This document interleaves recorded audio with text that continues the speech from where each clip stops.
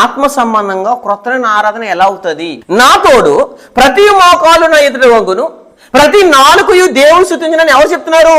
ప్రభు అంటే తండ్రి అయిన దేవుడు ప్రభు చెప్తున్నాడని రాయబడి ఉన్నది కనుక మనలో ప్రతి వాడు తను గూర్చి దేవునికి ఏం చెప్పాలి? లెక్క ఒప్పగింపగలను. ఆరాధనలో ఇప్పుడు 50 మంది ఉంటాయి కనుక మన సంఘంలో 50 మంది నాలుకలు ఆ రోజు స్తుతించేటప్పుడు స్తుతించలేదా లెక్క చెప్పాలి, గుర్తుపెట్టుకోండి. 2, ఆ రోజు మీరు ఆరాధన చేయలేనట్టు. కాబట్టి ఆరాధనలో పాట పాడిపోయామా లెక్కప్ చెప్పాలి. ప్రార్థనలో ఏకీవించలేదా లెక్కప్ చెప్పాలి. ప్రార్థనలో ఏకీవించకుండా ప్రార్థన చేస్తున్నప్పుడు అవతలతో మాట్లాడి అవతల గిల్లి అటు చూసి ఇటు చూసి కింద ఏం జరుగుతుంది పైన ఏం జరుగుతుంది, ఈ పక్కన ఆవిడ కళ్ళు తెరిసిందా కళ్ళు మూసిందా, ఇవన్నీ ఆలోచనలు ఉన్నాయి కొన్ని ఆరాధనలో. అసలు మీరు ఆ రోజు ఆరాధనే చేయలేదు.